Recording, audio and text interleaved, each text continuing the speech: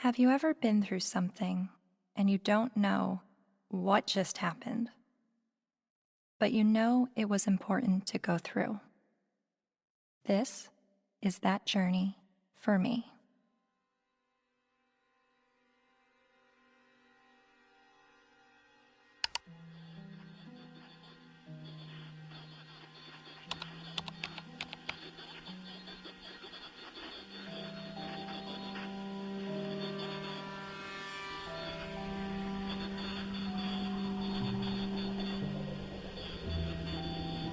Misogynist rantings would be at home in the far-reaching internet subculture widely described as the men's rights movement, a toxic distillation of the worst aspects of American sexism. It's a universe of message boards where men get together to express their hatred towards women. I thought men's have all the advantages in the world these days. That's utter nonsense. Men are routinely ground up in a family court system that is misandrist and biased against them. They are the majority of the homeless. They are the majority of suicides. They are the majority of the drug addicted. They are the majority of the unemployed. They are the majority of school dropouts. They are a majority of those in prison. How do we know that they're not the cause of these problems?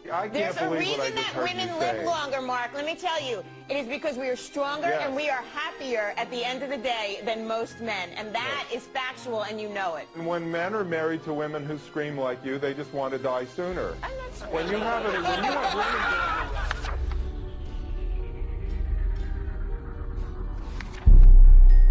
A voice for men. An online hub for men's rights activists, and they were founded by a man named Paul Elam. It's a website called A Voice for Men that's run by a man named Paul Elam, which is male spelled backwards, but it is his real name, apparently. It's a gathering of women haters. The Southern Poverty Law Center has classified that group and men's rights groups as hate groups. He wrote a piece declaring the month of October to be Bash a Violent Bitch Month. I mean, literally to grab them by the hair and smack their face against the wall, he wrote.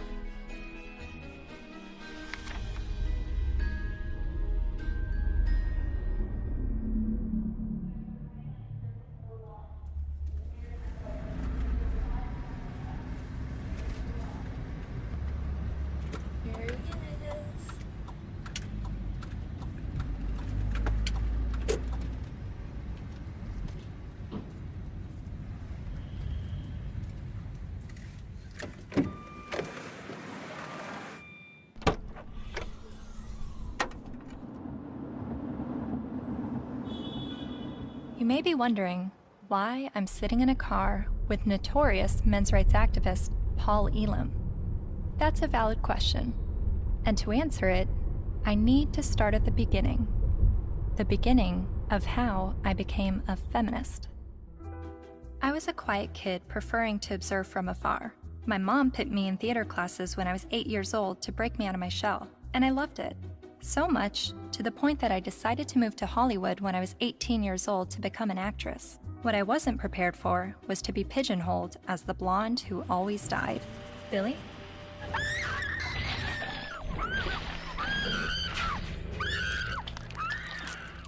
Granted, I had a good scream. But the characters I played weren't alone in feeling objectified. I was commonly harassed on the streets, hit on by married producers, told by photographers to come back when I lost 15 pounds and got a boob job, and a plethora of other uncomfortable experiences, all while still being a teenager. I started to realize my role in the world seemed a little too similar to the unfortunate roles I was auditioning for, and it was not how I saw myself or the person that I wanted to be. So, I quit acting and bought a video camera to tell the stories I wanted to tell. And now, I've been making documentary films since 2008 when I was 21 years old. Most of my work has been about women's issues and sexuality.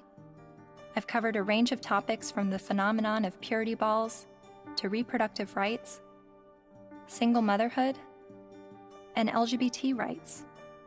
After releasing my film in 2012 about marriage equality, I was at a loss of what topic to explore next.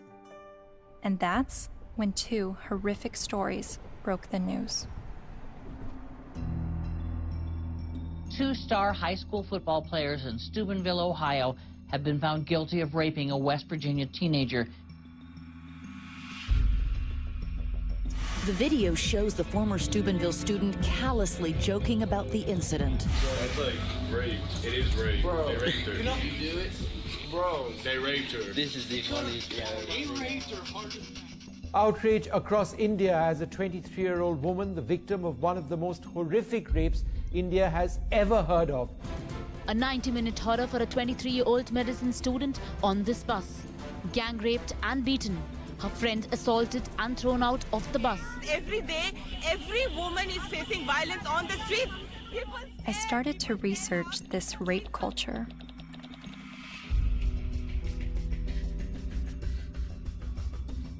A website called A Voice for Men popped up. Paul Elam wrote about how women long to live out their rape fantasies, to be taken by a man she's never spoken to, let alone given consent to. As I read, I was asking myself, is this the rape apologist that I've been hearing about? The victim blamer who perpetuates rape culture? I continued to read A Voice for Men's website, often stopping around the halfway mark in every article because I could only read so many bitch, fuck, feminazi, and rape-tard words per minute. But even still, I kept reading, and thinking, and reading some more. I was trying to understand how these, what I perceived to be women haters, could have so many followers.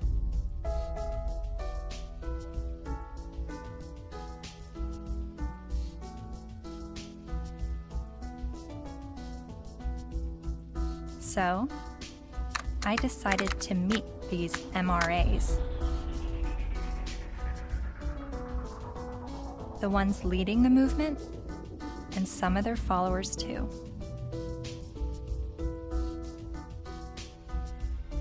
And this begins my journey down the rabbit hole.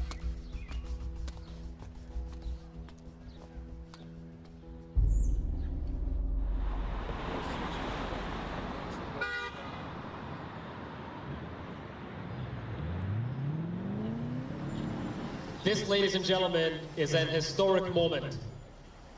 Never before has there been a gathering of this magnitude to support men's and boys' issues. We have got serious problems. I have been working in this area advocating for the rights of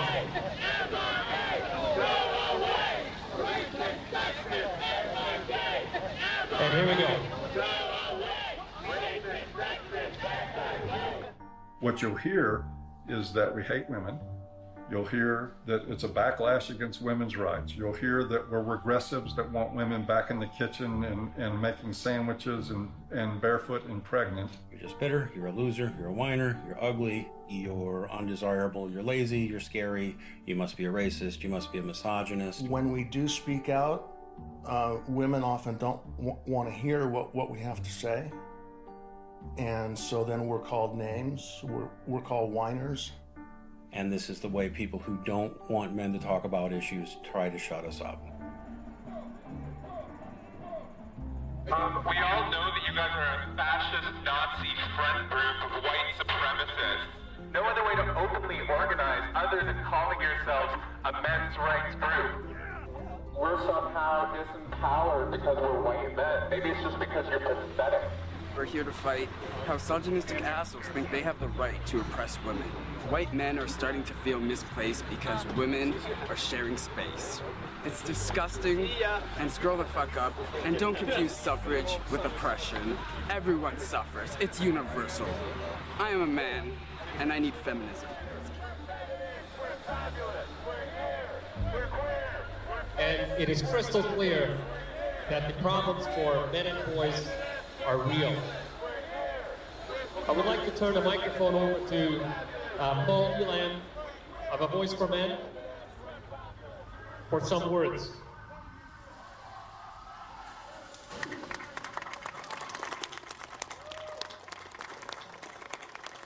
This is a historic day. I've never seen a gathering like this out of concern for the general state of affairs for men and boys in this culture. And as Trying to articulate the entire platform of the men's rights movement is kind of like trying to understand a snowdrift one snowflake at a time. It's a very, very complicated matter. Just consider this, that 93% of workplace fatalities are men. 4 of 5 suicides are men. Men are dropping out of higher education at very alarming rates. We're down to 38% now of college students are men, and it's dropping rapidly. Male suicide, male abuse, male unemployment, male homelessness, male failure in education, male health issues. We've got the paternity fraud issue, the wrongful paternity issue, a false allegation issue.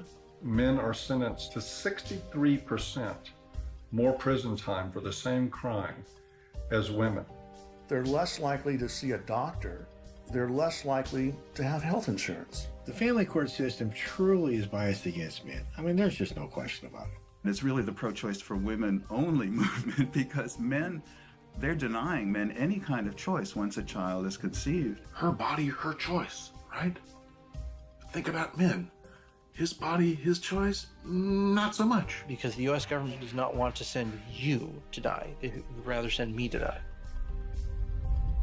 Young men that are failing to launch, they're staying in their homes of origin far past the time that we would normally expect them to individuate and move out and go live their lives. We have video game addiction, we have pornography addiction, we have the abuse of young boys with drugs like Ritalin to manage their behavior. Almost all victims of autism spectrum disorders are boys. Boys are most likely to be homeless, most likely to get cancer, most likely to die young and of every major cause, most likely to be arrested, prosecuted, imprisoned, and even executed while being completely innocent. It doesn't matter what their race is, it doesn't matter what their ethnicity is, it doesn't matter what their religious or non-religious views are, it doesn't matter if they're gay or straight. Men and boys are in crisis, and they need your help and they need your support, because they are human beings too. And you will not shame me or anybody here into silence about it anymore. But if you start to talk about those issues and address them in terms of how they affect men and boys as a group, people get hostile about it. The idea is that men have all the rights, they've always had the power. But if that's true, why can't men talk about their problems? And that's what really got me interested in this to begin with. Shortly after I began filming men's rights activists, I realized my own views were being challenged. I kept a video diary throughout filming, and I've decided to share some of those diaries with you. I really do feel like learning about the men's movement and their specific issues, the issues that they have issue with, it's hard for me to completely understand them and just automatically feel welcome in that space of talking about these issues, because at least with feminism, whenever I heard about the issues that feminists were fighting against, I always felt like I had something to draw from and experience to be on board with that. And that's always been why I've been drawn to the feminist movement, is because a lot of what they spoke about I had personal experiences with, and with the men's movement I have very little personal experiences with the issues that they talk about.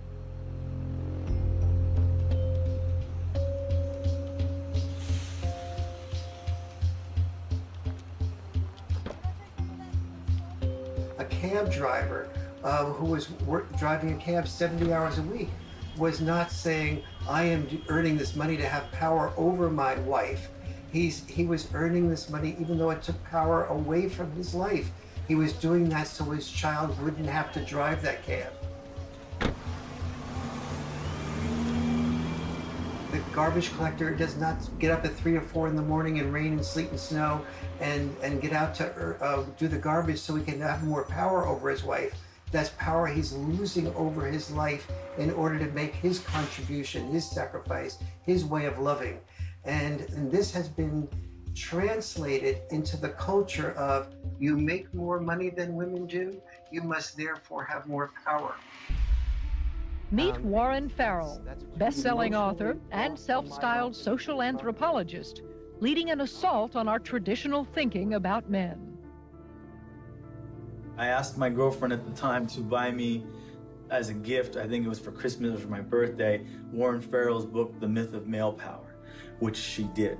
And it just changed my whole life.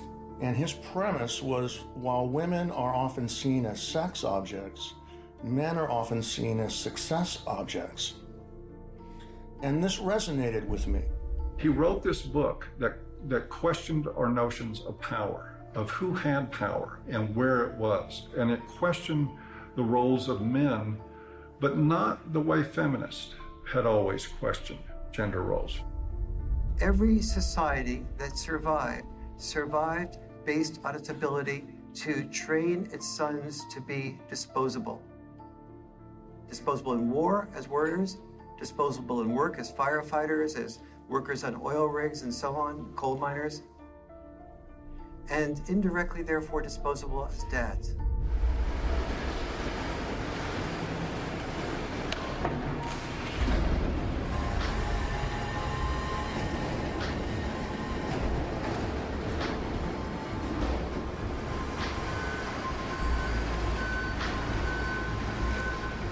What happens in men's life when they're raised that they're worthless unless they're a provider, that they must work, even if they have to take on extremely dangerous work, they must get this done or they're useless as men?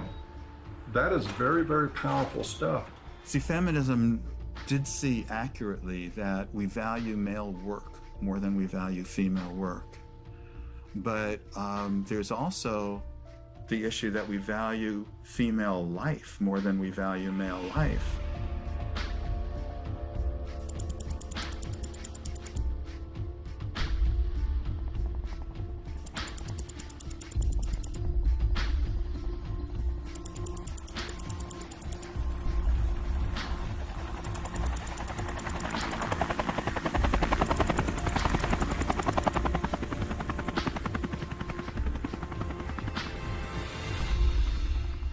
Even when that plane went down in New York City a few years ago, and that, the pilot was a hero for the way he landed it and saved everybody. Word arrived over the citywide fire frequency that a commercial jetliner was in the water with 155 people on board.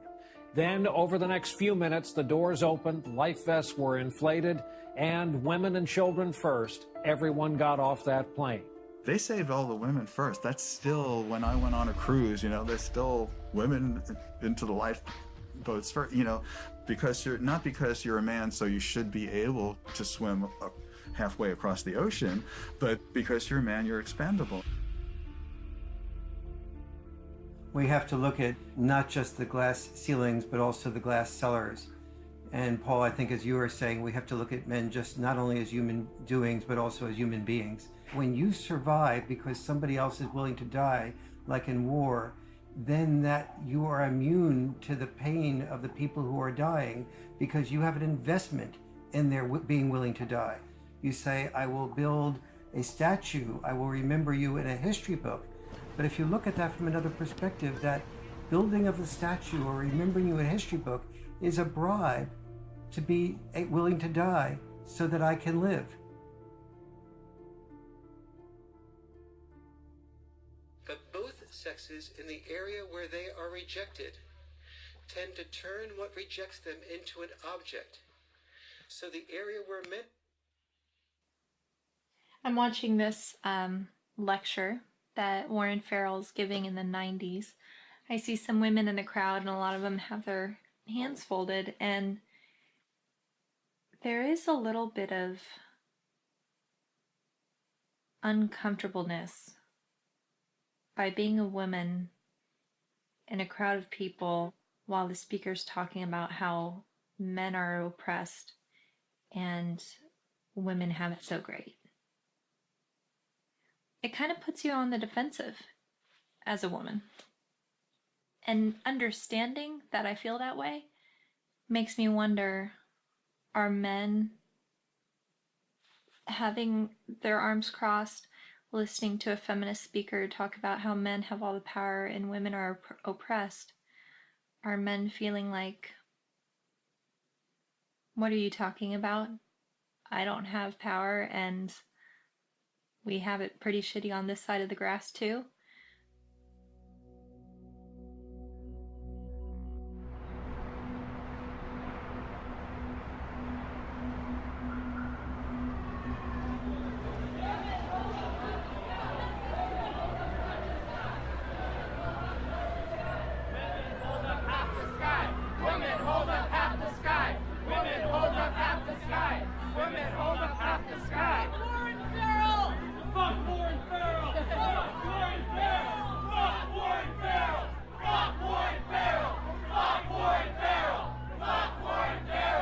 In 2012, Dr. Warren Farrell was speaking on behalf of men's issues at the University of Toronto in Canada.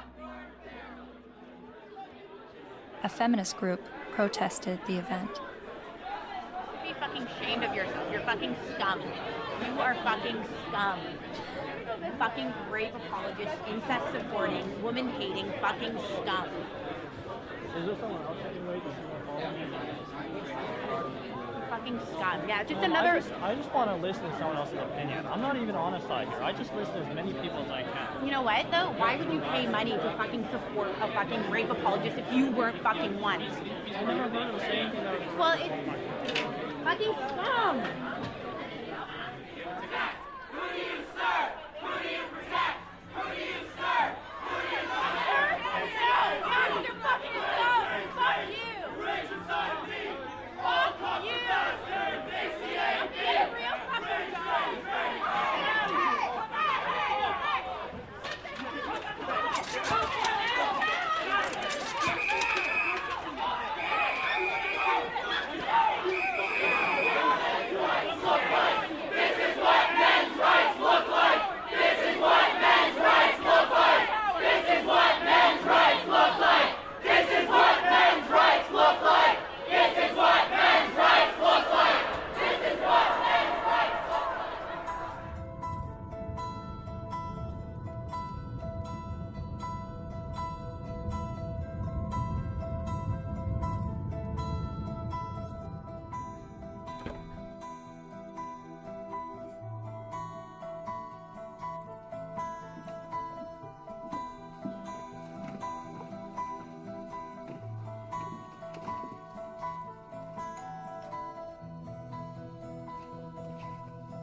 Hi, how are you? I'm Cassie. You're Cassie. Oh, for some reason I thought you were a male, which I'm just delighted that you're a female. Well, thank you. Very glad to meet you. Yeah, you too. Come on in. Thank you. Thank you.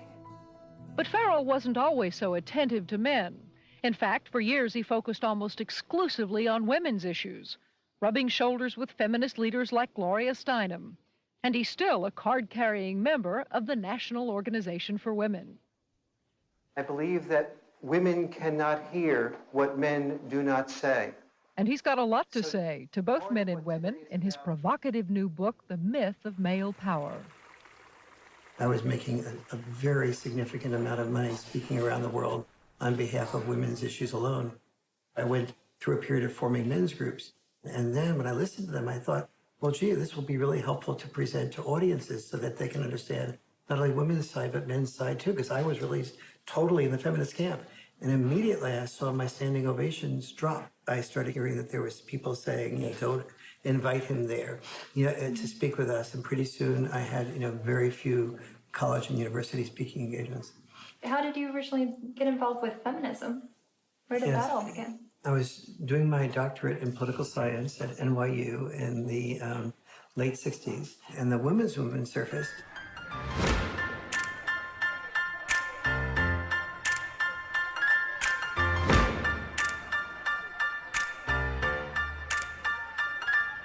And I started to say, this is the most exciting thing I've ever heard, because I'd heard of civil rights, gay rights, But suddenly, women were saying, I don't want to be confined to just being a homemaker or a secretary.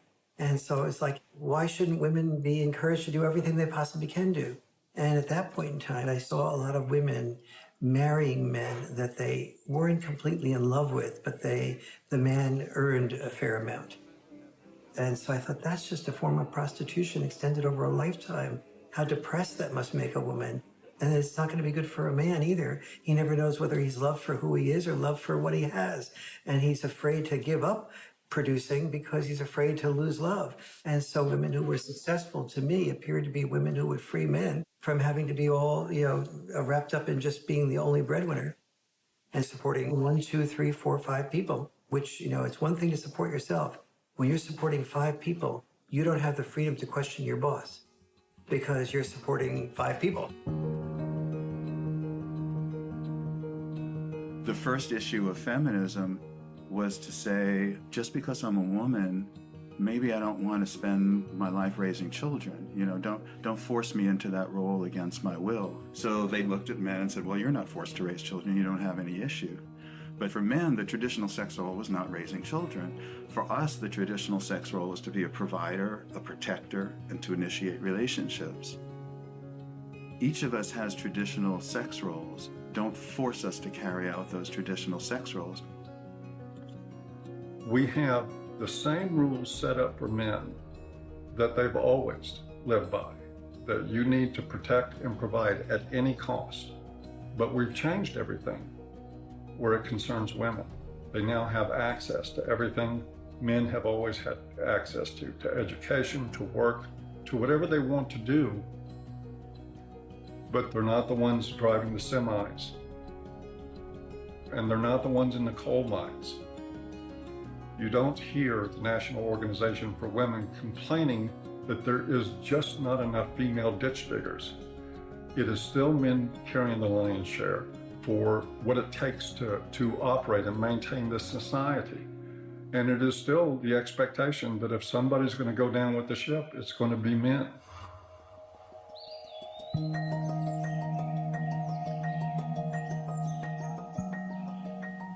Flexibility in roles is where we should be all headed.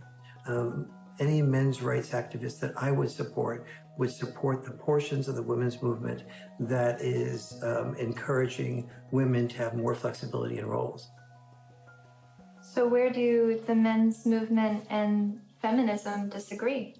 Well, only on the fundamental belief that the women's movement says men are the oppressors, that we are involved in a patriarchal world in which men invented the rules to benefit men at the expense of women. But don't we live in a patriarchy? When most of the world's nations still have never had a female leader.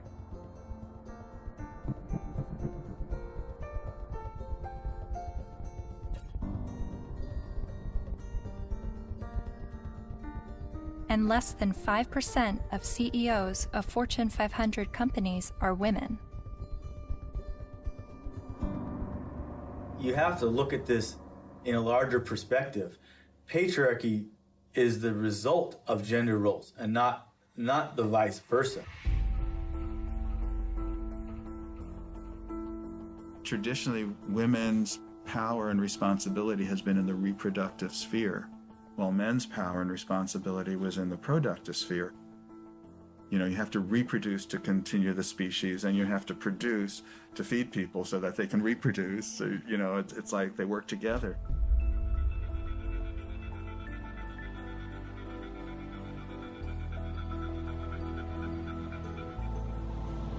And most cultures divvied up roles because women were responsible for childbirth and were more likely to breastfeed.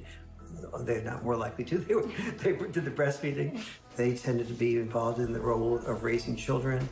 Men tended to be involved in the role of raising money or making a killing of the animals or making a killing on Wall Street. But those were our obligations. So that's why industry was male-dominated and government was male-dominated, because that was our job. And so what we call patriarchy is men giving into the expected roles that they're supposed to give into, and many of those roles are very harmful. Working exceptionally long hours, difficult hours, dangerous jobs, getting killed on the job. Even politics, a lot of people describe as masochism. Imagine what it takes to be a successful politician. Imagine how much of your personal life that you give up, how much you work, how much privacy that you sacrifice, how much freedom in your day-to-day life that goes out the window. There are more men willing to do those things than there are women. We got a trend for everybody. But also, just because men are the ones, for instance, writing the laws in general, doesn't mean that the laws are protecting men. You hear about patriarchy, right? All the evils of the world's from patriarchy, but we're the ones dying. You know, and we die for you guys. You know, to protect our families, our friends. In every society that's ever existed, women have had privilege and protection that men did not. For example, we never hear about how men were excluded from the Forced Labor Convention of 1930 for years. The Forced Labor Convention was an international treaty that banned slavery and forced servitude, but it made an exception for able-bodied males ages 18 to 45. Eventually, they got rid of that, but there was still an exemption for prisoners and military, which is 90% male. Stop pretending that you're oppressed and men are your oppressors. It's a lie, and it's a hurtful lie, and it's a hateful lie, and it's wrong.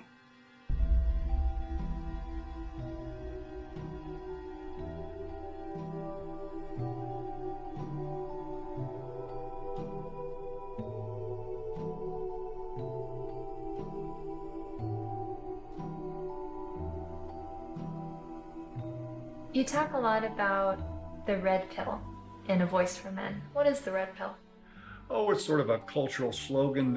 It comes from the movie The Matrix, where the character Neo is given the choice between a red pill and a blue pill. You take the red pill, you stay in Wonderland, and I show you how deep the rabbit hole goes.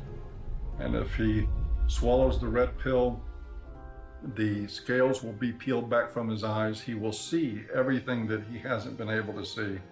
And if he takes the blue pill, he'll just go back to sleep and live in his sort of unaware, semi-comatose state forever and probably be a lot happier. It's a pretty apt analogy. So what is the blue pill in this world? Well, the blue pill is the paradigm that most people live by, that men have all the power, that they've always had all the power, that domestic violence is a problem that's committed by men against women only, that sexual assaults are only committed by men against women, that women don't make the same money for the same work as men. Teach men not to rape. Only men can stop rape. Men commit domestic violence. We need to stop violence against women instead of just stopping violence. That is feminist training. The MRAs say that we live in a blue pill world where women are victims, men are perpetrators, and it's all a lie. And that we're brainwashed to believe this, and that it's not true, and that men are slaves in this world, and women are... I don't think women are necessarily the puppet masters, but I think they're saying that women have the easy way out, and men are, they're given medals and statues and written in the history books to justify them dying and being slaves to work or being used to progress societies.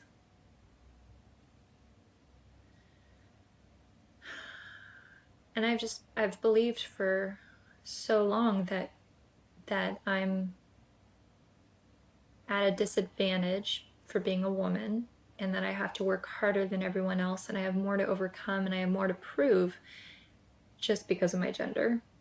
But the MRAs are saying that this is all a lie, and that guys are actually the ones that are disadvantaged and discriminated against. And actually, the more I learn from them, the more I think thank God I wasn't born a guy. Because I don't think that the expectations on men is good or healthy. I mean, they have so much pressure to succeed and to be strong and to stand up and protect others and to put their lives on the line. I don't think I would want that responsibility. But, 50 years ago, no, I wouldn't have wanted to be a woman. But now, I mean, maybe just it's right now that the tides are changing and women are have the better deal. Well, no, I don't know.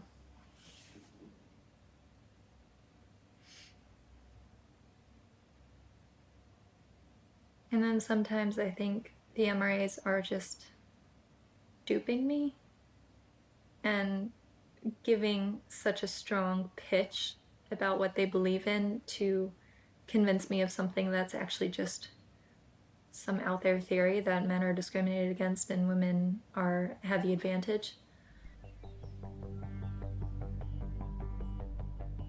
Yes, this is Cassie J. It's regarding a documentary about the men's rights movement, and we're looking for feminist voices now to speak in the documentary.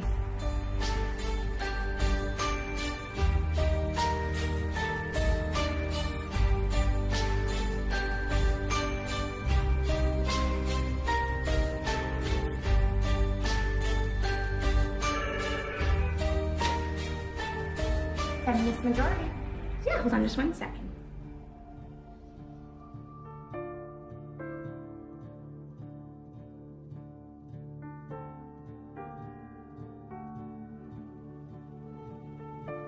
So I realized, okay, I need to bring some feminists into the mix, make sure that we have that side spoken for.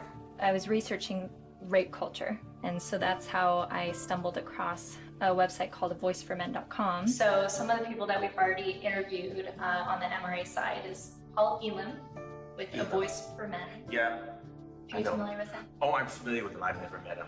Yeah. Obviously, they've spent a significant amount of time and energy denouncing me, so I figured I might as well have a look at what they say. Yeah, really, the men's rights movement is part of the backlash. The backlash? To feminism. The men's rights movement really got going as women began to make gains, and some men have felt threatened by the opportunities that have been opened up to women. And I don't know if it's because some of them feel threatened that they now have to compete with a lot more people for their jobs. They now can't get into the best schools if a woman or a girl has better grades. Think about it. Grandfather's generation probably had it pretty well, right? All of his needs, his shirts were ironed, all of that was always taken care of. Well, grow up. Realize the world has changed. And as much as the MRAs would like things to go back to the way they were, and use the argument that women have an advantage now, no person looking at the data can possibly say women have an advantage. We're just beginning to get a level playing field here. It's not tilted in our favor, I can tell you that. And they know it. They know it. But it's the constant distortion of the data. It's the spinning of a situation to make it look like women are somehow getting ahead, getting an advantage they don't deserve. It's part of the backlash. Political organizing comes from a feeling of victimization, which is why the men's rights movement makes that claim that men are the victims of discrimination. But it doesn't have much traction because, you look around and it's hard to see it. We don't have movements called, straight liberation. The question I would pose rhetorically is the men's rights movement really the gender version of the white nationalist movement? Because there are plenty of white people who say that they are the victims of reverse discrimination. So of course it's not going to have very much traction. You can't really organize the people who are superordinate.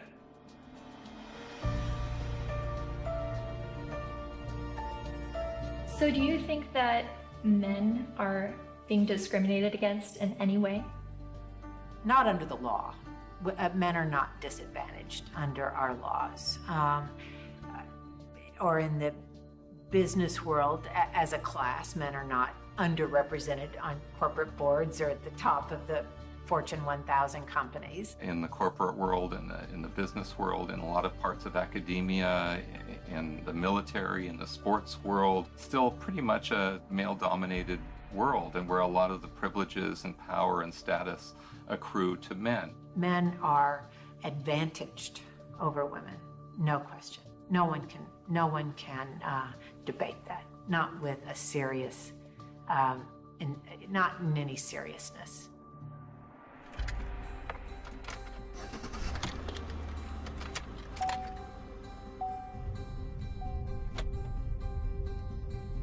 I was a math major as an undergraduate, and one of the fundamental things about geometry is the distance from point A to point B equals the distance from point B to point A. And if women are so different from men that men can't understand the female experience, we need to listen to women to describe it, then the male experience is so different from the female experience that you can't understand it. You need to listen to us. You can't really compare how men and women have suffered from sexism, because there's no way to quantify, that kind of suffering. So if a woman says, well, I miss 30% of my income,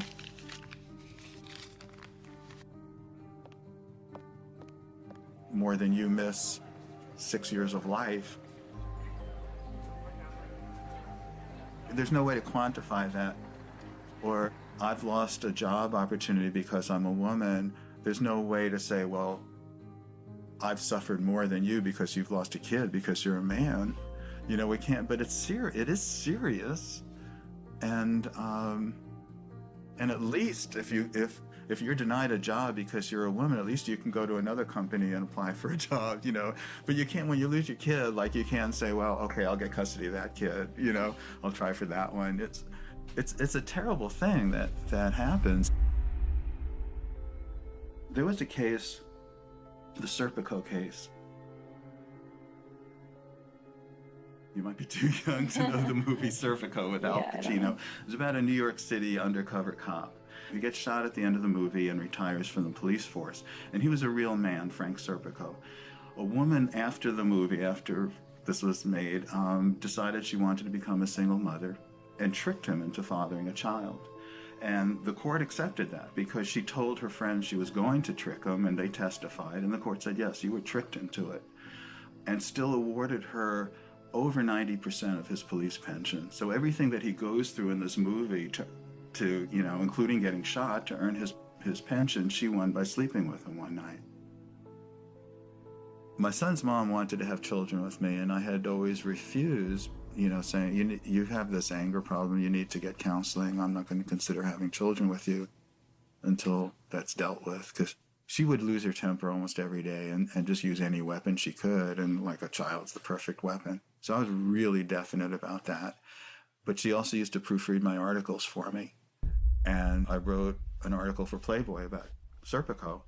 And when she read that, she told her friend she's going to trick me into fathering the child. She doesn't need my permission. And so that's how my son was conceived.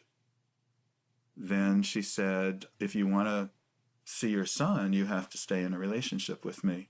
But if you break up with me, I know all the things that a woman can do to a man. She read all my articles. She saw my talk shows. She said, I know all the things a woman can do to a man, and I'll do them to you. So that's what I had to deal with. Like everything that I had been raising awareness about for the previous 17 years, then she combined into one thing for me to live through. It's really ironic. For the first 5 to 7 years, I guess, we would see each other 4 times a day for exchanges. On average, every single day, I had to deal with some scene. A scene meaning she would just not show up, or she would hold the kid out and then pull him back and hold him out and pull him and just kind of play with me. Or she'd let me have the kid and then she'd stand in front of the car so I couldn't move. You stay in Mommy Town tomorrow. You stay in Mommy Town for a couple of days, 2 days, and then you come back to Daddyville. Another time I saw her hold him by the shoulders and say, "Daddy is a bad man. Daddy is a very bad man." And so he had to go through this long custody battle, and the decisions that they would make, you would just go, how? There couldn't be any explanation. You know, either they're absolute idiots or it's biased. There's just no other explanation for it. One of the things, his mom is obese and wanted him to be obese for various reasons. One thing is so he would identify more with her side of the family than mine, because we're all thin. Another was so that he would enjoy being with her more, because when he was at my house, he had to get activity, you know, and eat well-balanced meals and get his sleep and stuff. And at her house, they would bake brownies and stay up late and just watch TV. And so where would you, if you're a little kid, you know, where would you enjoy being more? But he self-reported to the mediator how upset he was about being obese, that the worst thing in school was when kids called him fatty, and how he cried. And his physician said that he's really concerned medically. And then what I did, he was at an age where he would imitate things that I would do. You know, I gave him a broken shaver, so when I shaved, he would pretend to shave. And what I did was I started weighing myself every morning and writing down my weight, the date and the weight. And I taught him how to read a scale. So he kept his own records. So I had 6 months worth of statistics to show consistently that every time he was with his mom for a few days, he'd come back weighing 3 or 4 pounds more, and then he'd lose it while he was with me. So they had, you know, that how much he was upset about the problem. They had his physician being upset about the problem, and they had the proof of where the problem lay. So the judge's decision was that father should no longer be allowed to weigh the child. Problem solved. After 14 years, my body gave out. I got sicker than I've ever been. I realized I'm going to die. That's not going to do anybody good. I've got to give up the fight. So I gave up custody. And so I don't see my son anymore. He hasn't been in my house since. So I did lose him. Just like a dream. You're like a guiding light shining in the night. Fred claims that during his 14-year custody battle, he spent the equivalent of 5 years of his gross income on legal fees, mediators, and child support payments.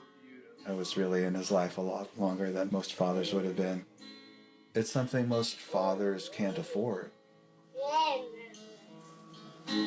You are so beautiful to me.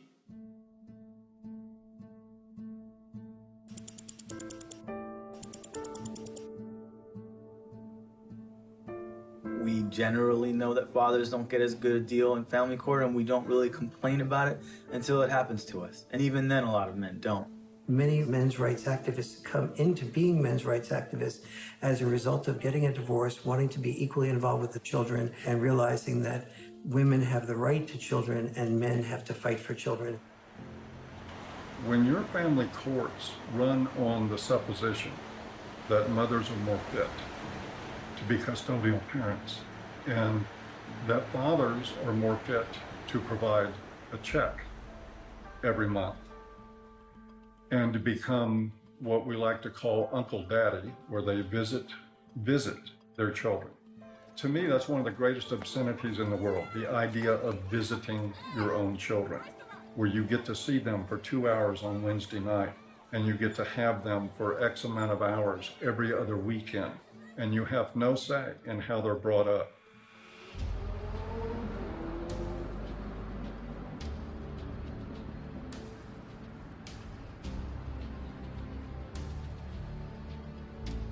You know, I can't tell you how many men have been in this office, in that chair,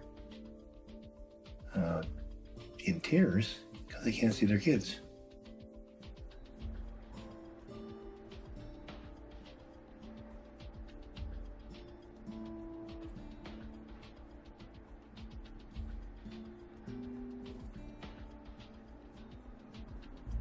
some of this stuff ends up in horrific consequences. Like this gentleman here, it's his little son. They found him dead. Not the son, but the young man. In the desert with a bullet in his head. Day before the family court, where it became known that he was going to get to see his little guy even less. And of course, he'd been falsely accused one time after another. It had destroyed his life. It had bankrupted him. It had driven him into debt. It had caused him to miss work. He was about ready to lose his job. He was in the end of his rope, so he just decided to end it. The unfairness in the family courts, the unfairness in the way child support is so often structured, it's commonplace and it's everywhere. And the more you start to become conscious of it, the more you realize that it's there.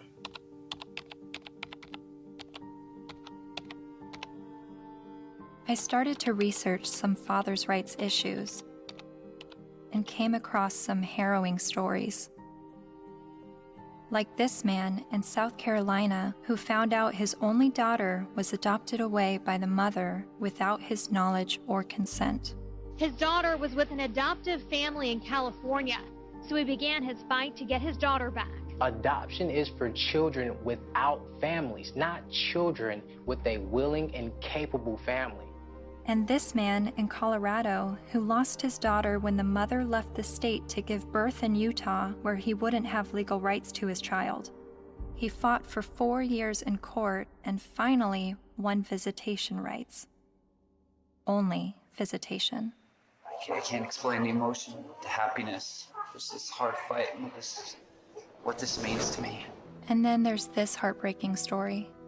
The 20-year-old father never left her side until he was forced to give her to adoptive parents this week after Kaylee's mother decided to put her up for adoption. In order to keep Kaylee, Colby needed to file paternity action, an affidavit, and a commencement notice with Utah's Vital Records a day before the mother signed the adoption papers relinquishing her rights. But in Colby's case, the mother only gave him a few hours' notice of what she was going to do. I would like her back. Men in the men's movement are not upset about having to be fathers. They're upset because they're not allowed to be fathers. That guy blows his head out, blows his brains out. The family court? And people don't think there's something wrong with that?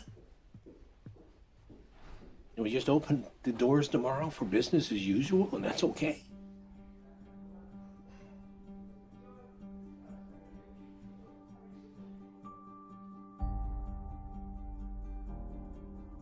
I've always thought of feminism as being the fight for gender equality. And yet, I've never heard about fathers' rights and the injustices going on in family court.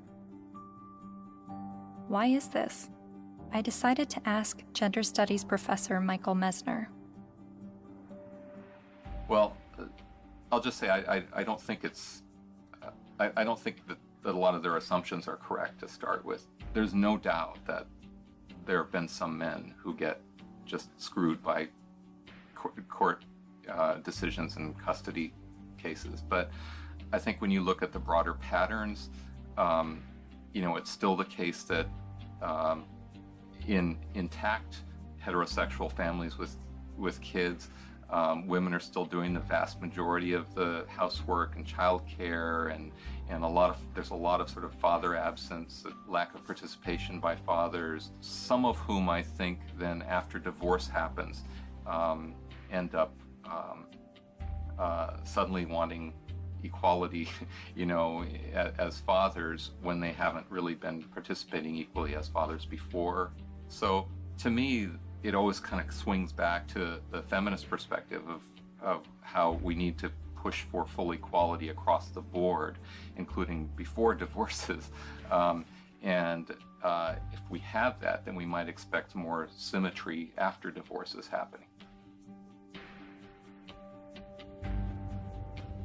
The more I researched fathers' rights, the more I realized how deep this rabbit hole goes. Not only in the amount of issues, but also in the vast array of perspectives on these issues. I decided to create a flowchart of what I thought fathers' options might be following a surprise pregnancy.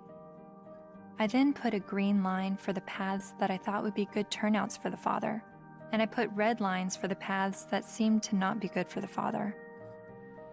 Then I created a flowchart for women's options, and did the same with green and red lines. And as I stepped back, I saw all the red lines for the women's options if she does not want the child. But something dawned on me. Of every path the biological father could go down, he's at the mercy of the woman's sole discretion. Although women have very difficult choices to make, she at least has the choice. But for biological fathers, they have no say over their parental destiny.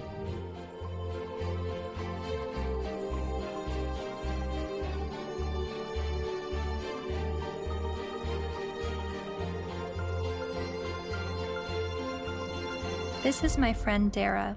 She's 8 months pregnant with her first child, and she's a lifelong feminist.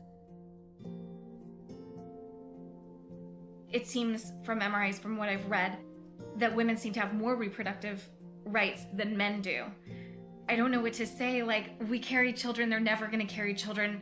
It's just a different thing. So I guess, as much as possible, take the steps to prevent yourself being in that situation.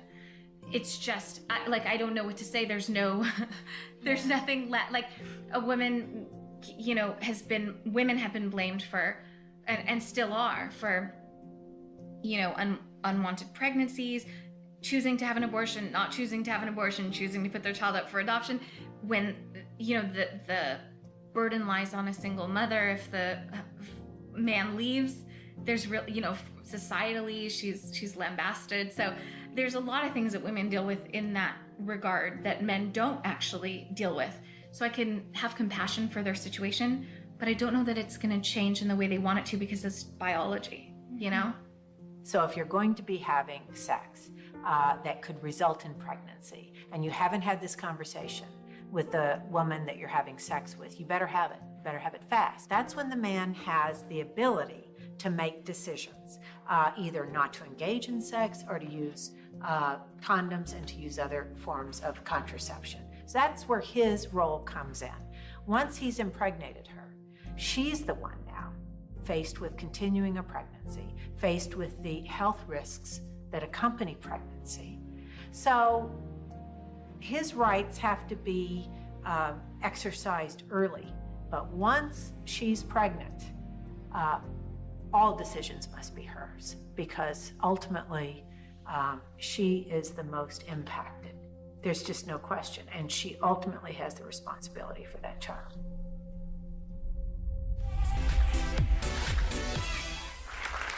So before we were married, he promised me we would have 2 kids, and now he doesn't want any more. My friends think I should trick him and stop taking my birth control. Men have never been in control of our bodies. We're the ones in control. Clap if you think that she should trick him. My people.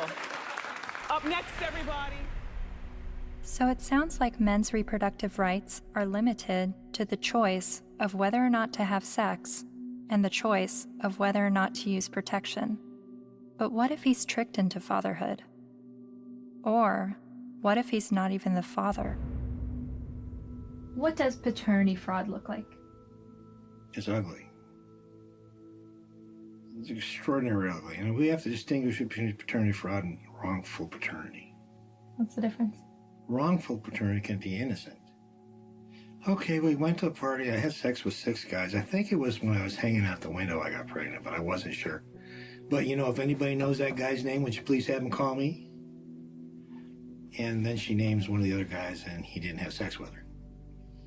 It wasn't malicious. It wasn't intentional. She wasn't trying to harm anybody. She was just trying to figure out who it was. Wrongful paternity. More often, and less facetiously, okay, I'm married, I had an affair. Obviously here, there's all sorts of problems because there are more victims than the person who's named as dear old dad, who may be the wrong one. There's everybody involved in the family, like a situation in Texas where the family had 5 little towhead kids, all guys, all little blondos. And all of a sudden, one day, one of the little blondo kids gets in trouble, has to go to the hospital. They can't get a hold of mom. They get a hold of dad. Dad rushes to the hospital, needs to give blood. Whoops. Can't do it. Wrong blood. What? All the kids look alike. Turns out it was the guy down the street. You've heard of this case? No, it's a real case. So what happens to this family? Can you fathom what happens to this family? How do you think the kids feel when they find out dear old dad isn't dear old dad and it's the guy down the street? How do you think dad feels? That these 5 little boys that he still loves dearly, when he finds out they're not his bio children, but he still can't tear away because he loves them. He's devoted himself to these. How do you think he feels? I mean, it's horrific. Horrific. That's not wrongful, that's deliberate. So that's paternity fraud. That's paternity fraud. She knew who the father was and lied about it. Paul was right when he said, trying to understand the men's rights movement is like trying to understand a snowdrift, one snowflake at a time. There are unique fathers' rights issues that vary between unmarried, married, and divorced dads. But there are also men's rights issues for non-biological fathers. Like this man who is facing jail time for failure to pay child support for a child that DNA tests prove isn't his. Carnell Alexander still owes more than $30,000 to the state for a child that's not his because the mom wrote his name down because she needed to name someone in order to get welfare benefits. And I had to put him down as the father. That was the only way I can get the system. I'm almost homeless. I'm almost in jail. I'm out of work. My money is being threatened to be taken. He says the law needs to be changed, so when this happens, as it often does, other men don't become dad by default.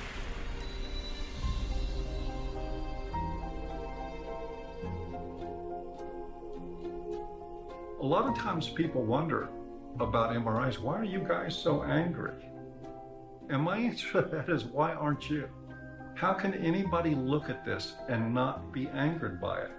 And the only answer to that I've ever been able to come up with is that people aren't angry because they don't see men as human beings.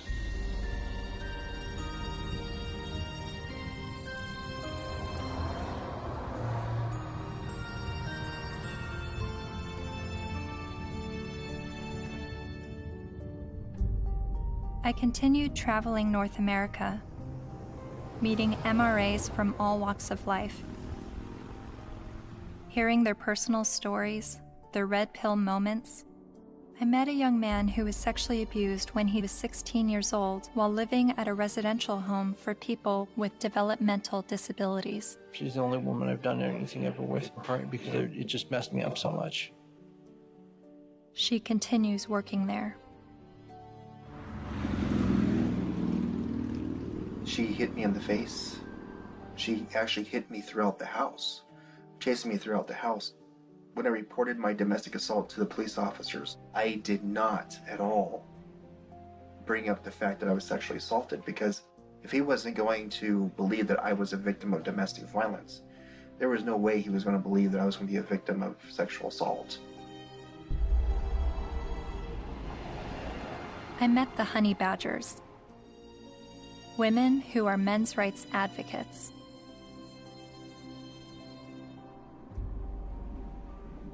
And then there was a 15-year-old boy, there's a 35-year-old woman, and then later on she came out of jail and she was able to collect child support from this boy that she raped. Yeah. After getting out of jail. So there's lack of fairness for men in the court systems. When police officers would show up to a domestic violence case, there was often men were just taken away without asking what even happened. It's just presumed that men are the criminals. I was assaulted several times, and I never got any help. I went to the police still bleeding a couple of times. And one police officer said I'll never forget this. He said, if she starts hitting you again, you better get out of there fast, because if she just breaks a fingernail trying to hit you, we'll arrest you. I mean, I can't tell you at this point how many guys I've talked to who are like, yeah, you know, she stabbed me and they put me in jail. Not only are there endless studies that show women are just as violent as men are, when I would talk about it, invariably, men would start coming out of the woodwork with stories. Stories they were afraid to tell, stories that they got laughed at for, stories that they got blamed for. It's hideous. This is not flattering to men, to talk about men's vulnerabilities. No. To talk about the ways that they are not strong and that they are, well, weak. And to be honest about it, it's not flattering.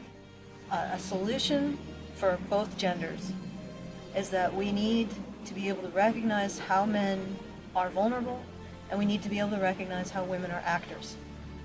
Because we have a huge blind spot, especially when women do bad things.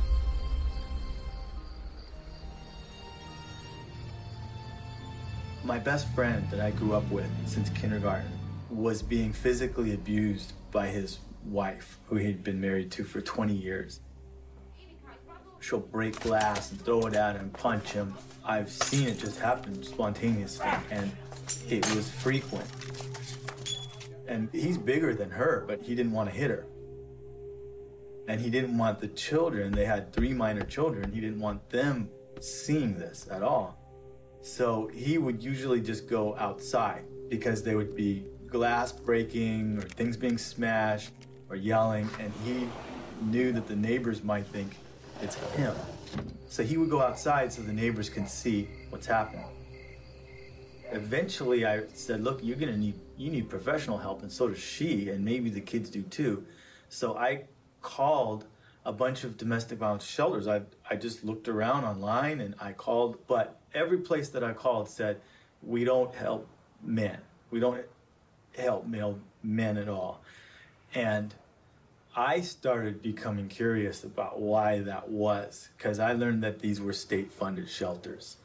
And I know that men pay at least half of the taxes that fund these shelters if they're state-funded, and I just was wondering why. So basically, there was no place to take him, and it just continued. The problem just kept going.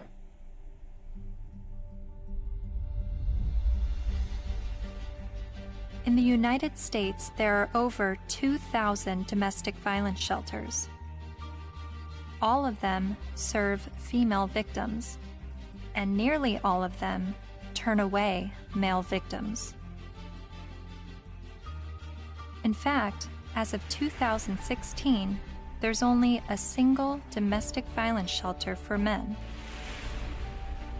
My initial reaction was that there needed to be thousands more women's shelters because that many more women are being battered.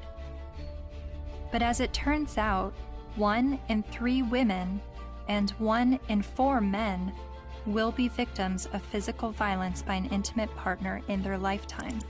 Sure, there's a slight majority of female victims, but how can that excuse denying men help? Couldn't this be considered gender discrimination?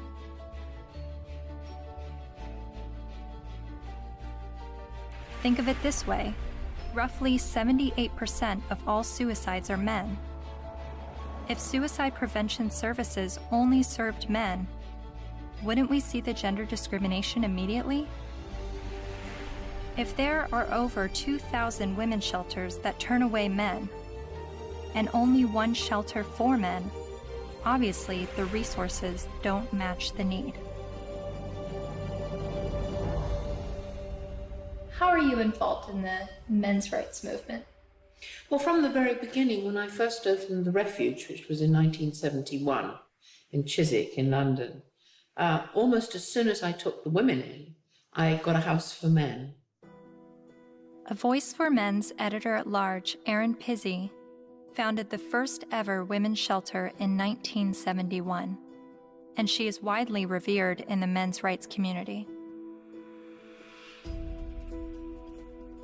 Because you see, what I knew from the beginning, most domestic violence is consensual. Both are involved. Sometimes one's the perpetrator, the other plays the victim, then it crosses over. It's not as though it's just all men or all women. It's both. And occasionally innocent victims, very innocent. Battered children grow up to batter, that's what I learned. Whether it be a man or a woman.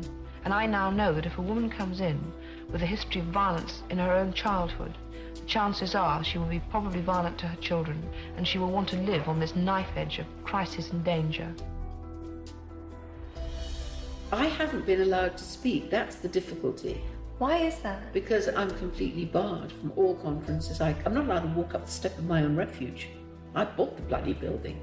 But no, because there's feminists, the woman who runs it is a very heavy feminist. She won't have anything to do with me. What did you say that made them hate you? That women could be equally as violent as men. That was from the beginning.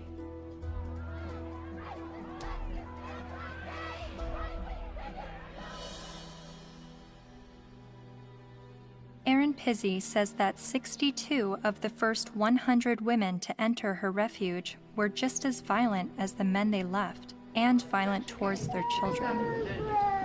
But there's levels of violence, isn't there?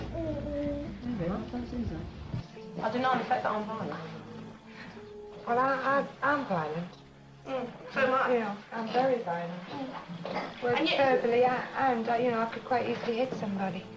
You know, very, very easily. And I've had an argument. But the feminists I've met have an entirely different take on domestic violence.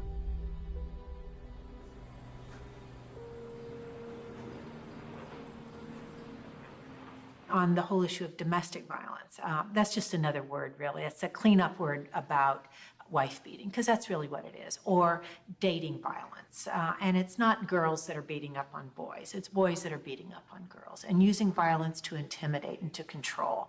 And we have very few what's called domestic violence shelters, which are places that women can leave their home with their children and get a new start, get out of the violence. But there are not nearly enough of them. We need more funding and more resources, because it is a tremendous disadvantage for women and girls.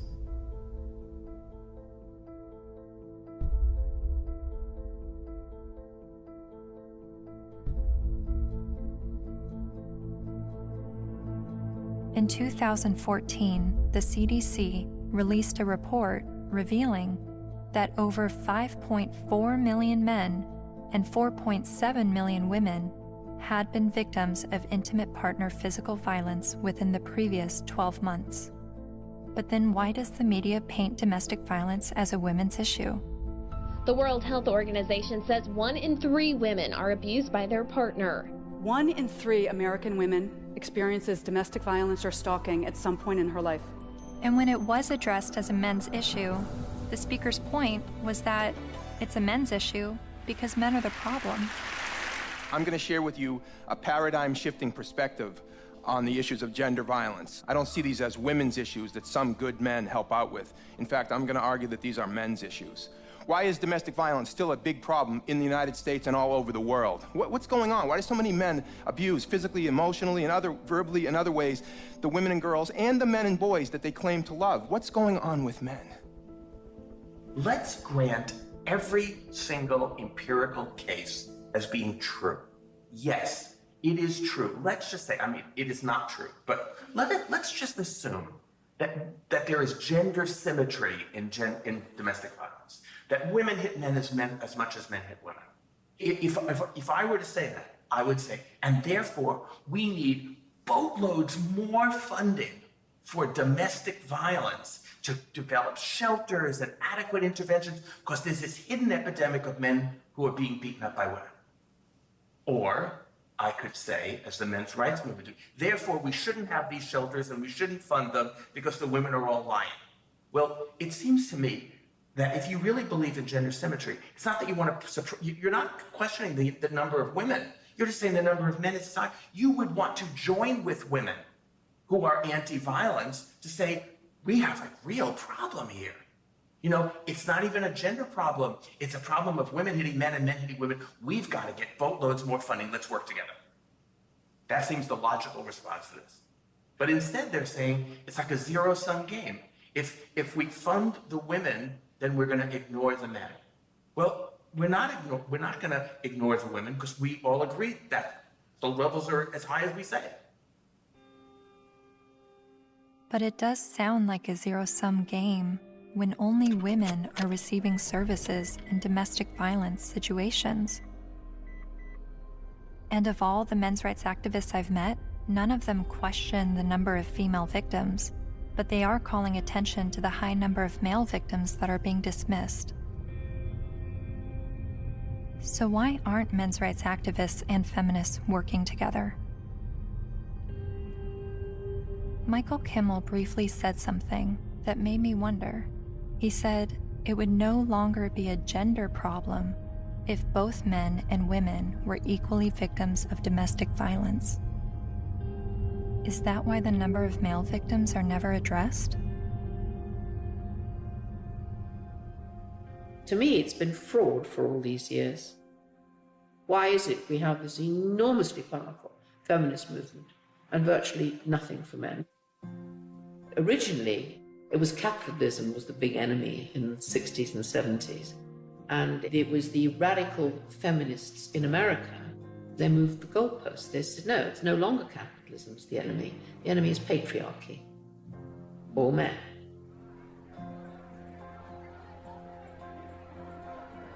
And that's how the women's movement began. And it was enormously successful. The new mood in the refuges was going to be that no men could work in refuges and can't today. They can't sit on the boards. And boys over 9 or possibly 12 can't go into refuges, or you call them shelters. Their mothers have to make other arrangements for them, which I find shocking. And it ring-fenced money. I think that that particular time when the feminist movement were desperate for funding because they'd run out of publicity, and they were desperate for funding, and they needed a just cause. And unfortunately, it fell into their laps. It's an enormous industry. I mean, violence against women, they get something like, well, it's $1 billion and over a year. And an awful lot of that goes on really supposedly rehabilitating men, but essentially punishing them with something that's called the Duluth model. Duluth Power and Control Wheel. You guys know about that? No. I'll give you a copy. In 1977, I think, a bunch of crazy women up in Duluth, Minnesota figured out they had the solution to domestic violence, and it was all about patriarchy and all about men. And it's the Duluth Power and Control Wheel, because men are all about power and control. Of course, not you ladies. You guys, you don't control anything. You have no power. You're just sweet and innocent little things. Okay.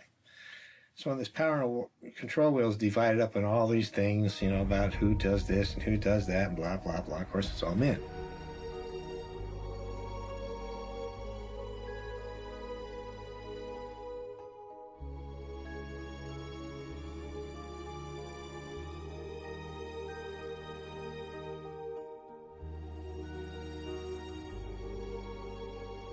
The entire domestic violence industry was founded on that. I think it's still 37 or 32 states in the United States that by law they have to use the Duluth model for battery intervention programs, and it's all shame, blame, and guilt driven.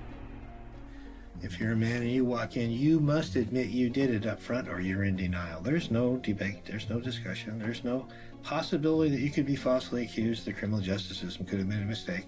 None whatsoever. You are in a state of denial, and you will complete that course or you're going to go to jail. You will be re-engineered. It's frightening. Frightening? Yes, that's frightening. I think it's terrifying. Absolutely terrifying. All I had to do, I had a simple choice. I could just say, yes, you're right. Men are the enemy. No problem. But I couldn't. I absolutely couldn't.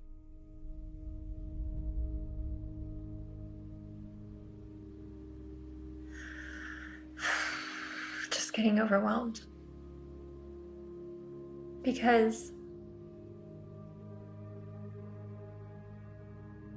I don't know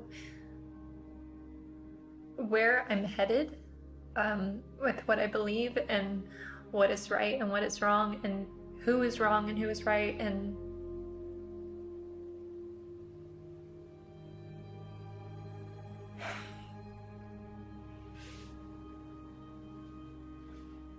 the truth is somewhere in the middle, and that's why I'm feeling frustrated, because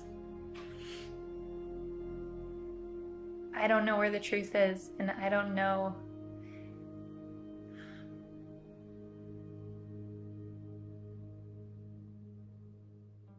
When I decided to make a film on the men's rights movement, I never anticipated questioning my feminist views.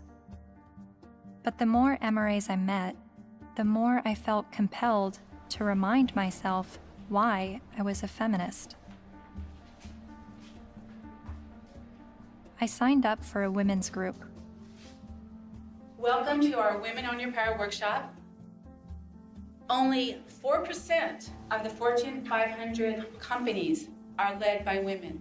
Women only hold about 14% of corporate executive positions and less than 20% of our governmental positions.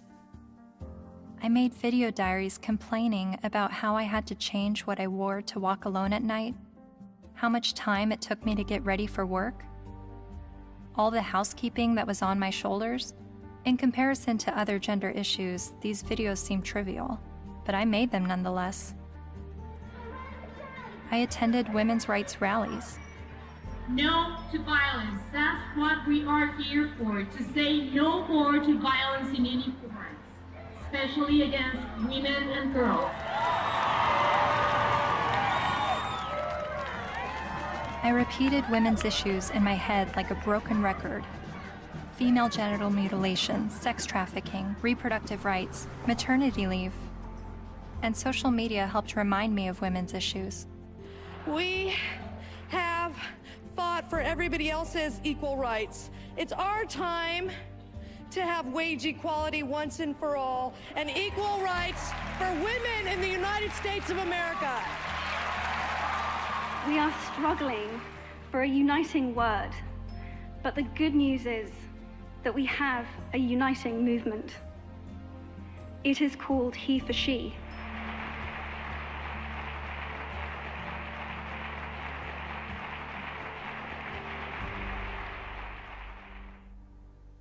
whenever I hear the MRA's point of view about how difficult it is for them, I immediately go to, well, what about us? What is it like for us? And then I get on the defensive and want to make sure that women's struggles are also heard. And I don't know if that's necessary, because the MRAs are saying that the feminist perspective is the mainstream perspective. But even when I hear their issues, I still want to speak up for the women, because I feel like, I don't know why I feel like talking about one gender's issues now neglects the other. And I guess that's what MRAs have been dealing with, is always hearing about women's issues and feeling like their issues are neglected. But whenever I hear them talk about men's issues, I feel like I need to stand up for women and say, this is what we're dealing with, an equal opposite.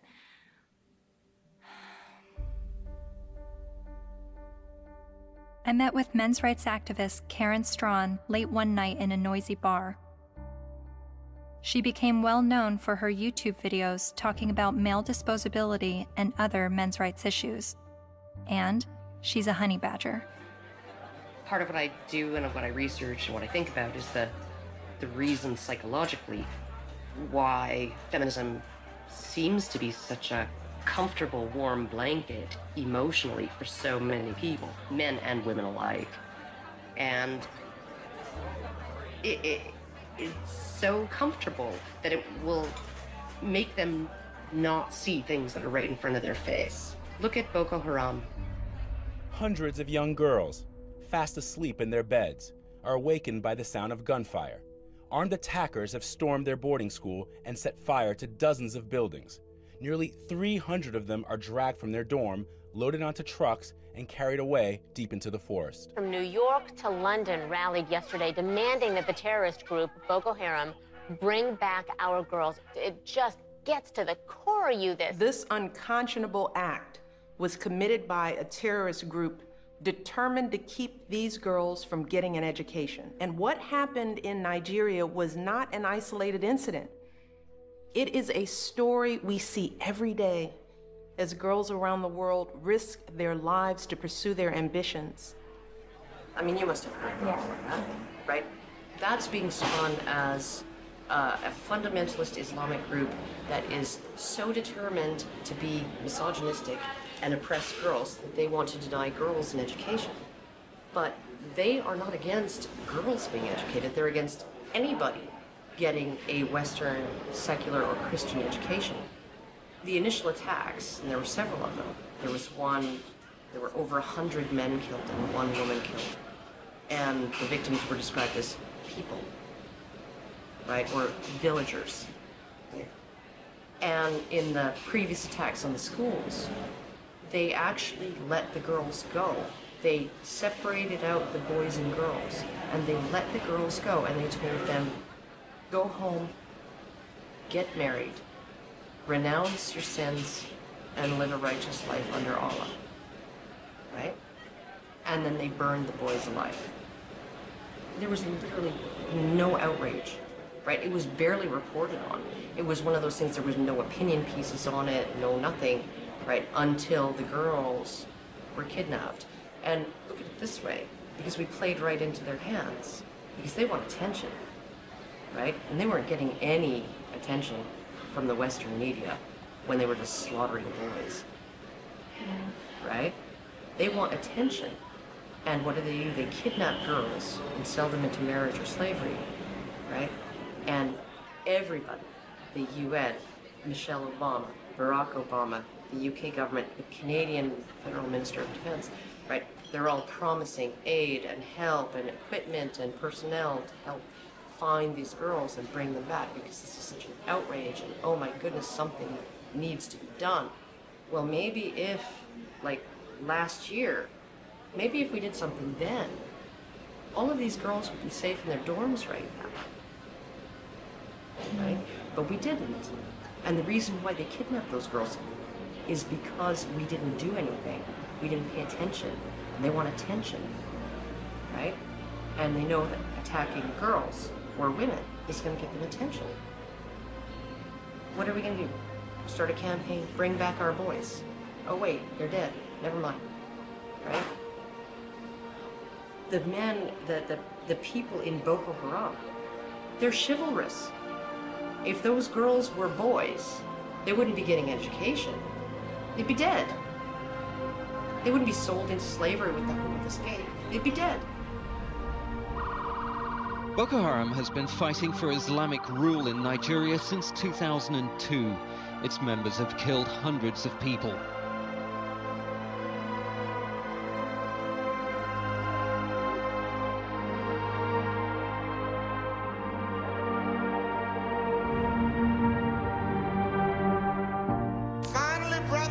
At least 69 dead, although some reports put the number at about 150 and scores more injured.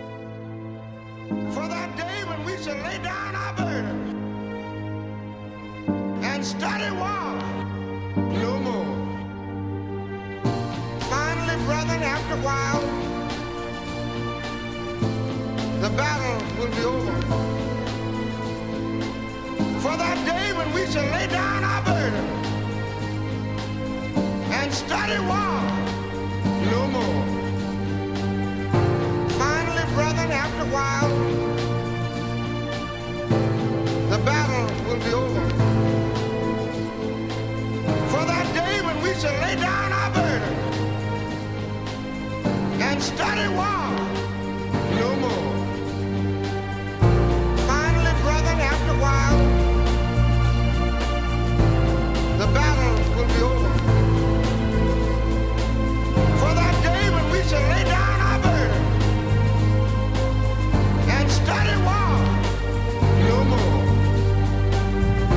Finally, brethren, after a while, the battle will be over.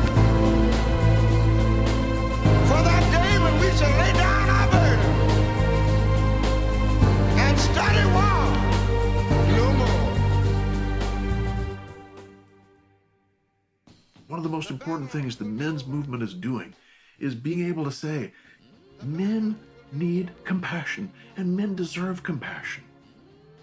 And to have that happen, I'm not expecting it in my lifetime. It's an ocean of pain out there. This stuff we're talking about has been going on for so long. And nobody listens. Nobody cares. It's one thing when you look at what happens to women and you feel normal, healthy outrage about it, and that should happen. But when you can look at what's happening in our courts to men, in our medical establishment to men, in our schools to men, and yet we remain so cerebral about all of it. Yes, well, that is certainly something to consider. If it were happening to any other group, we would be having protests from coast to coast. And the fact is that it is happening to men every day, right in front of our eyes, and people will get angry at you if you try to talk about it. That's how deep the prejudice runs. But there have been protests, not with the intention of shining light on men's issues, but rather with the goal of silencing any discussion of men's issues.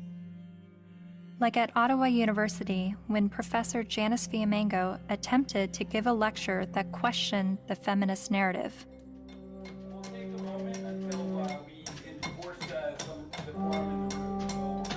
So you think this is a victory?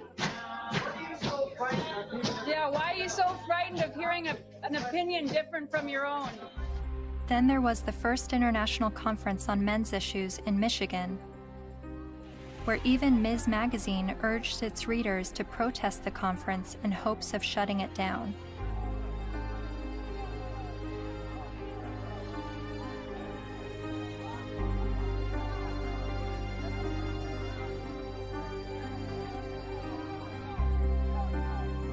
But perhaps the most well-known protest of a pro-men's rights event happened in April 2013 at the University of Toronto, when the Canadian Association for Equality hosted a discussion titled From Misogyny and Misandry to Intersexual Dialogue. About in my 20s, when I went to Columbia to study art history, and that was in 68, and that was the height of the epidemic. And so suddenly I was confronted with the direct possibility of being drafted for combat. And I discussed that with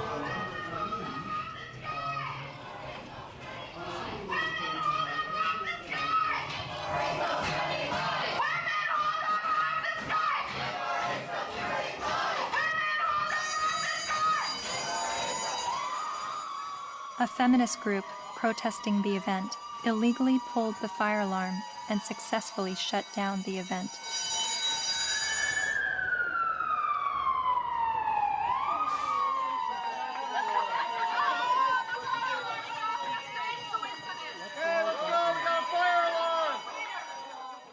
Once outside the lecture hall, feminist protesters and men's rights activists got to speak face to face.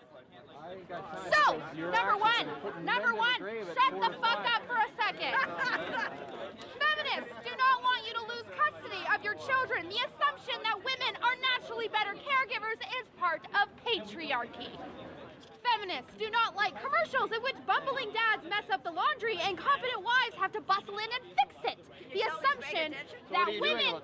This is a list of the things that we're working towards. Now, if you would shut the fuck up for the 50th billionth time, we agree on, actually. These are things that we're agreeing on. And these are things that you've actually all got skewed fucking views on. You think that feminists are trying to take away your fucking rights, but as a matter of fact, what we're trying to do is we're actually trying to work on the same things that you're working on, but accept the fact that you're just too busy hating women. You can't fucking see that we're trying to work on those same situations. Are you conflating feminism, which is an ideology, with women, which is a demographic of societies? Okay, Mr. Derailing for Dummies. Okay. You're still a hate An group. ideology. Yes. I also hate a lot of other isms. So you admit, though, racism, like, sexism. Oh, bullshit, bullshit, bullshit. You hate sexism, but you're an MRA. Okay, no, point taken. We win. You obviously haven't Sorry. read our literature. Okay. You don't actually work on anything. You're not creating any change in the fucking world. Your website, your fucking website's a hate website against feminists. You're not actually creating any change. Feminists do not want you to have to make alimony payments. Alimony is set up to combat the fact that women have been historically expected to prioritize domestic duties over professional goals, thus minimizing their earning potential if their traditional marriages end. The assumption... I'm reading, fuckface. I'm trying to I'm letting everybody else hear it, okay? It's not just for you, Mr. Entitled. The assumption that wives should... Why do you think the men's rights movement is at odds with feminism? What has created that clash and that war between each other? Well, one, feminism has spent the last 50 years demonizing men, which is sort of one of the problems. Feminist scholars have characterized men as inherently violent, inherently bad, inherently predatory, inherently oppressive. They have postulated that masculinity is a disease. Feminists aren't the only problem. The problems didn't start with feminism. So when I start criticizing feminism, I want you to know you're just part of the problem. They're just part of the problem.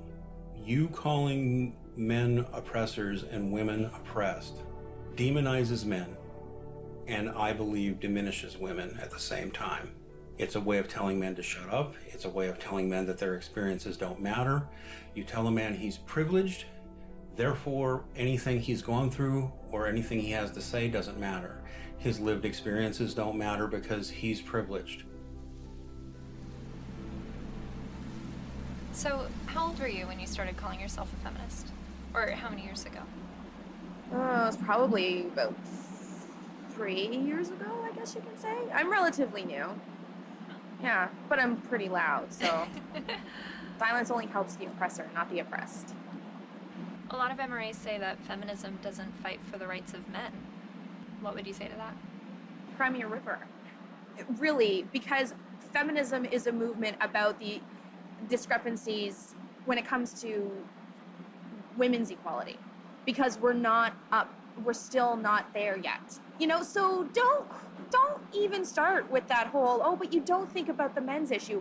Well, then, you know what? Start your own goddamn movement, which they have, but maybe make it a little more about legitimate issues like custody and alimony and things that you think are unequal, which all stem from patriarchy, not from, oh my God, feminists are trying to take away our kids. No, dipshit. That's not what we're trying to do. We're not trying to do that. I mean, if they look at the root causes of why, for example, you know, women get custody more often than men do, women are supposed to be the mothers. They're supposed to be the natural born caregivers. So obviously, duh, you has a vagina, so obviously you're going to be able to take care of the kitties. That's really what it is. It all stems from sexism against women. It's just the oppression dialectic needs to go. It's so hard to convince people to look at men's rights activism and support it without first allowing them to at least escape the stranglehold that feminism has on their minds. I do believe it is dogma. It's zealotry. There are good people in the feminist movement. There are not good people in the radical feminist movement.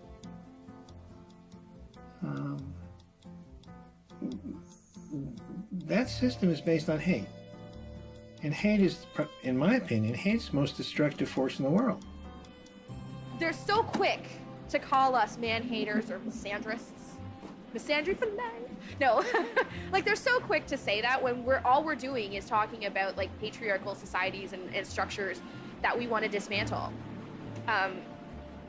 Nothing against men in particular, but just saying, hey, this is a system that we live in, and this puts men above women, and it's not necessarily their fault, but hey, recognize what's happening here, and let's work together to dismantle it. The omnipotent, ever-present patriarchy.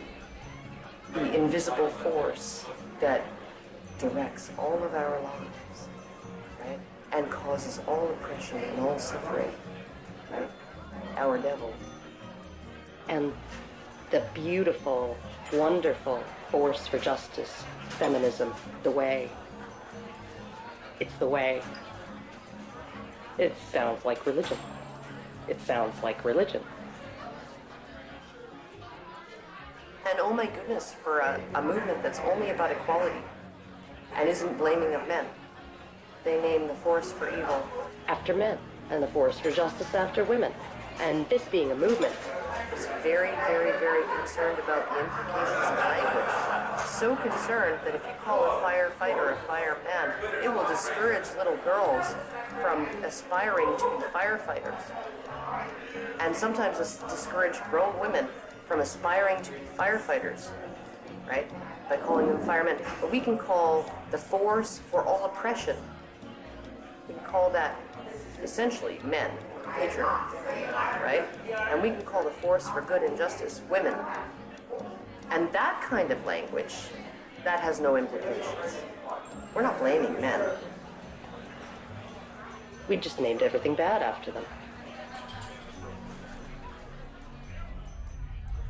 They're really angry, and they're angry at women, they're angry at feminist women, but yes, men have gotten a crappy deal. But it's not the fault of women or gay people. When feminism says that they have no part in any of this, I think they're not being honest about it. I don't blame feminism for all of it, but I think they've had a role in it. They've written laws that discriminate against men. They fought to protect those laws, particularly in domestic violence areas. And for many, many years, second wave feminism would go through the statutes and change everything that was gender specific to something gender neutral, unless it was something that benefited women, like the domestic violence laws. They didn't change those. Other types of areas like fathers in prison, there's statutes that specifically give mothers certain benefits that fathers in prison don't have. And I challenged that as well legally, but we didn't win on that one. When I wanted to get a commission on men, like the county has a commission on women, the feminists fought that tooth and nail. When Prop 209 was before the California voters, which was to end affirmative action, every feminist organization opposed it. Every time men's rights groups try to pass joint custody legislation, feminist groups fight them. They fought us on paternity fraud.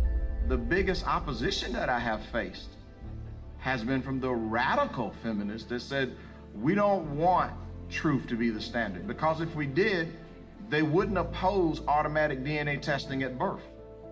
And in countries like France, they're saying, well, DNA should mean do not ask.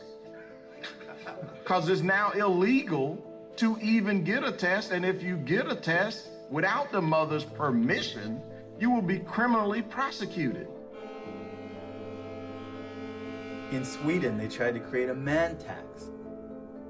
In India, the men's rights movement is trying to get the rape laws to include male victims, and the feminist groups apparently are fighting that. I'm not saying all feminists are this way, but I think the ones who are affecting public policy, who have the lobbying power, I think they are. If you just look at their actions, they don't want equality for women. They want special privileges for women and girls. And even though they know in a lot of areas men do not have equality, they are silent. The commandant of the Marine Corps said that he thinks, and I quote, all eligible and qualified men and women should register for the draft, talking about selective service. Do you think women should also have to register for selective service like men? I have to think about whether I think it's necessary to go as far as our military officers are recommending. The idea of having everybody register concerns me a little bit unless we have a better idea of where that's going to come out. Where I want people to register, I want every young person to register at the age of 18 to be able to vote automatically. And I think if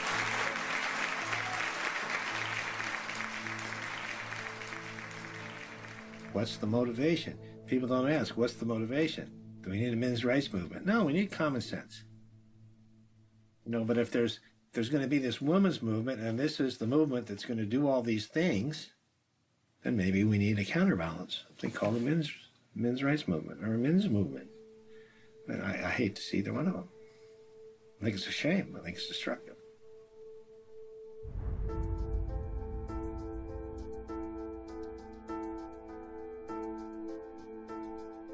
I'm hearing what the men's rights activists are saying, and I'm finding the sources to support what they're saying.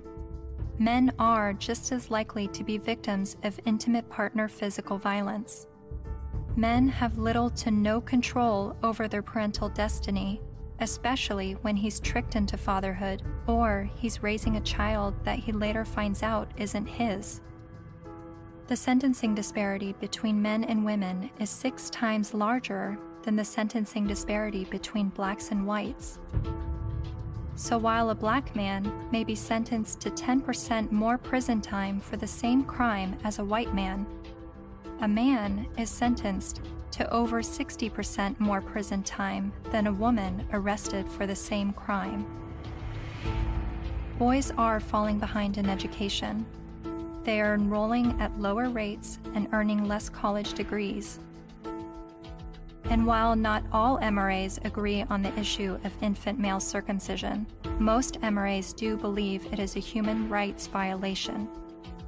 I spent months learning about infant male circumcision, but it only took me watching a 5-minute medical training video to convince me this is a barbaric practice that needs to stop. Okay, so first thing, make sure he's well restrained.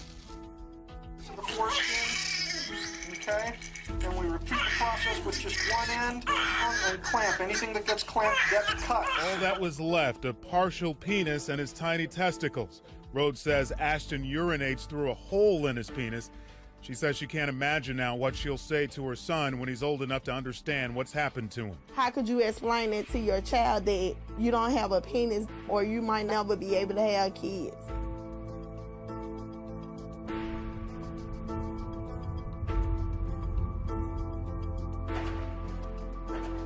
Yes, men are the majority of workplace deaths and injuries, war deaths, suicides.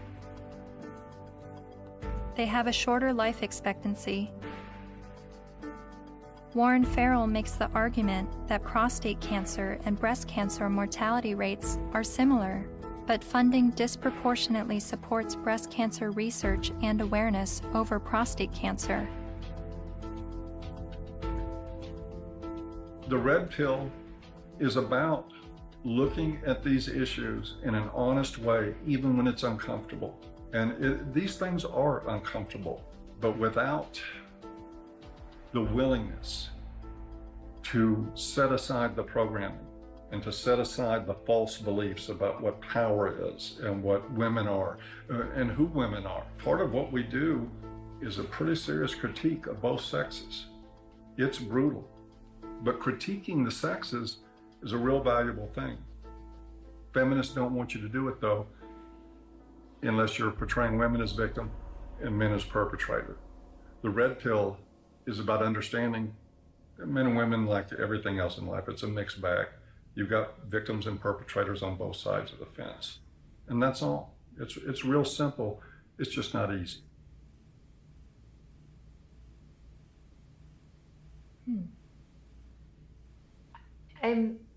I think I agree with everything you said, but there's still some kind of unsettling doubt, and I don't know where that's coming from. I'm recognizing all of these very serious men's rights issues. But what I don't understand is how I could be agreeing with men's rights activists. Is this the same misogynist hate group I originally discovered online? The Southern Poverty Law Center has classified that group and men's rights groups as hate groups. I looked into what I was hearing from feminists and the mass media about the men's rights movement. I've read a lot and I've heard a lot that the men's rights movement has been labeled a hate group by the Southern Poverty Law Center. Is that correct? That's not quite true. No, they got it wrong. No, this was somehow written up on some kind of anti-men's rights websites as us having listed them as hate groups and so on. That we didn't do.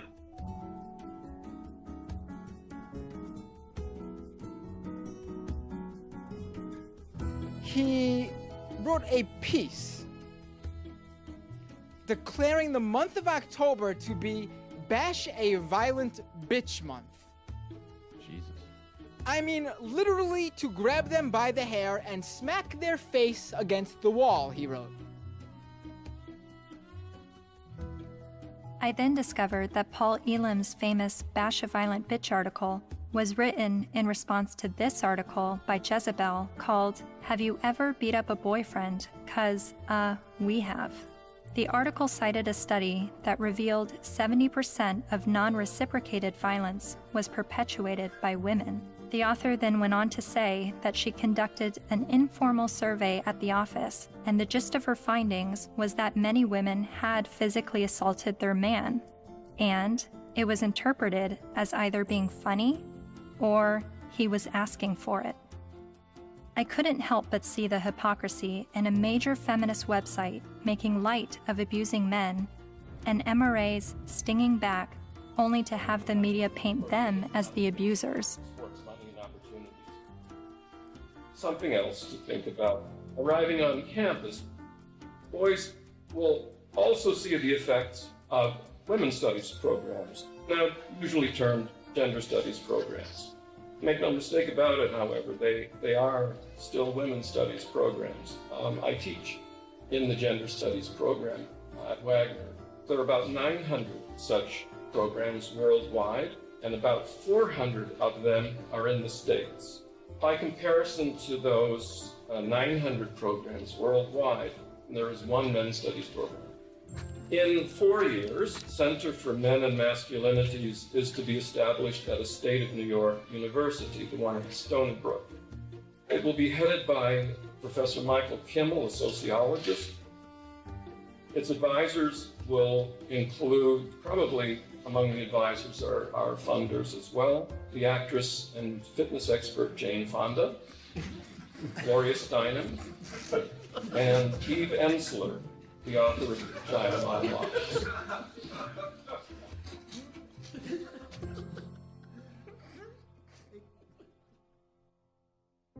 After my year of filming men's rights activists and feminists, my descent into the rabbit hole was not slowing down.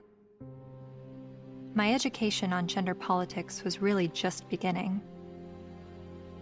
I learned about other sectors of the online manosphere, like MGTOW, Men Going Their Own Way, and a forum on Reddit called The Red Pill, which is separate from the men's rights community and they do not see eye to eye. I'm told an easy way to remember the difference is that while MRAs want to change the system, Reddit's The Red Pill want to take advantage of the system, and MGTOW want to leave the system. There are so many perspectives on gender, and I believe they are all worthy of listening to. However, the conversation is being silenced. For a society to accept anything said on behalf of women's rights, and then to shame any dialogue about men's rights and call it hate speech is precisely the problem. I don't know where I'm headed, but I know what I left behind. I no longer call myself a feminist.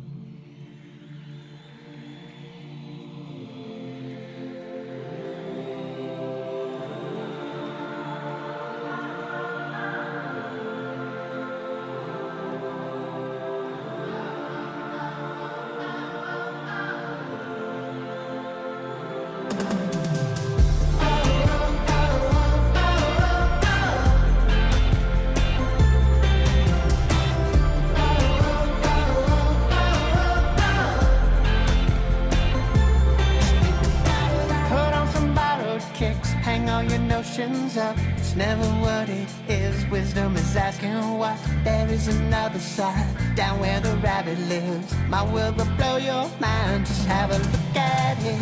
Think about it. Think about it. Think about it. Think about it.